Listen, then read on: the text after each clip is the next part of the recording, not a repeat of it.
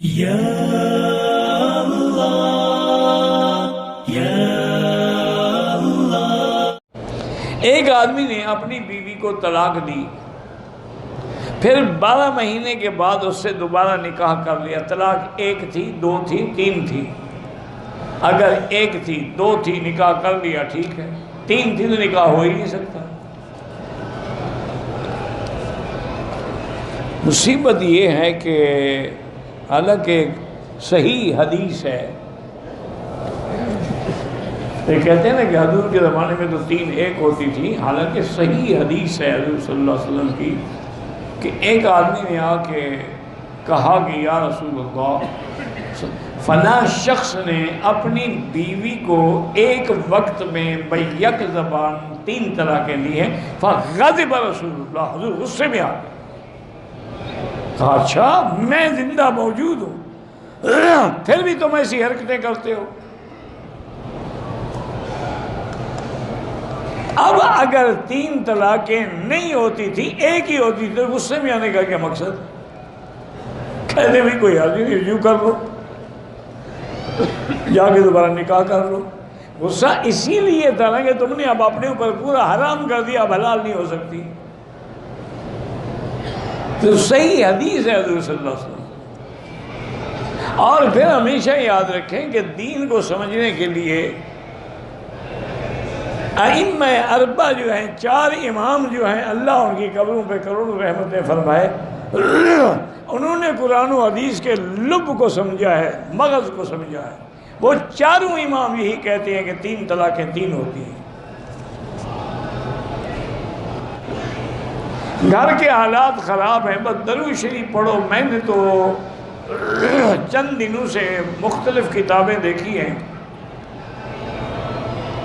اس میں انہوں نے یہی حل لکھا ہے کہ جب سارے مسائل ناکام ہو جائیں درود شریف پڑھو۔ حضرت مولانا ڈاکٹر عبدالحی صاحب رحمۃ اللہ علیہ بہت بڑے اولیاء اللہ میں گزرے ہیں، کراچی میں تھے، اب تو فوت ہو گئے۔ میرا خیال ہے کہ حضرت مولانا تقی عثمانی صاحب بھی ان سے بیعت تھے اور ان کے شاید خلیفہ بھی ہوں۔ تو ایک آدمی کا شادی ہوئی، رشتہ ہوا، انہوں نے بڑے زیور شیور دیے اپنی بیٹی کو جہیز میں، بعد میں جھگڑا ہوا تو انہوں نے اپنا زیور بھی قبضہ کر لیا، سامان پہ بھی قبضہ کر لیا، ان کی بیٹی کو بھی مار کے گھر سے نکال دیا۔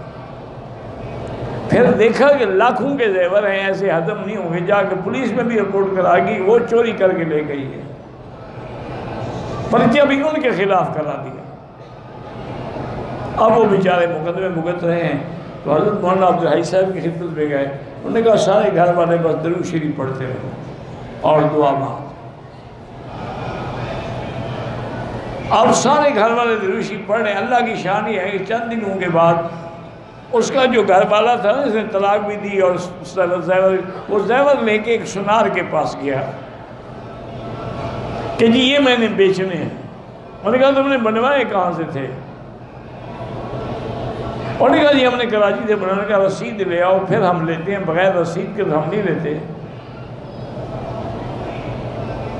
انہوں نے کہا جی رسید تو تھی لیکن اب پتہ نہیں وہ ملتی ہے یا نہیں ملتی۔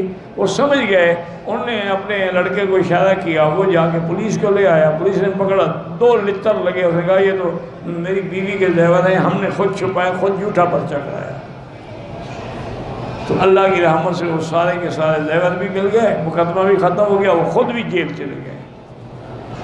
تو درود کی برکت سے بڑی مشکل جو ہے وہ حل ہو جاتی ہے، شرط یہ ہے یقین ہو۔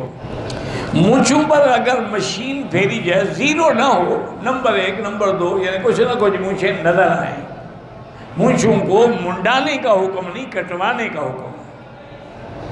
حضور نے فرمایا قص الشوارب واعف اللحى، مونچھیں کاٹو، داڑھی بڑھاؤ۔ اب ہم ماشاءاللہ مونچھیں بڑھاتے ہیں، داڑھی کاٹتے ہیں تاکہ حضور کی مخالفت پوری ہو جائے، کہ حضور کے حکم کو ہر لحاظ سے ہم چھوڑ دیں۔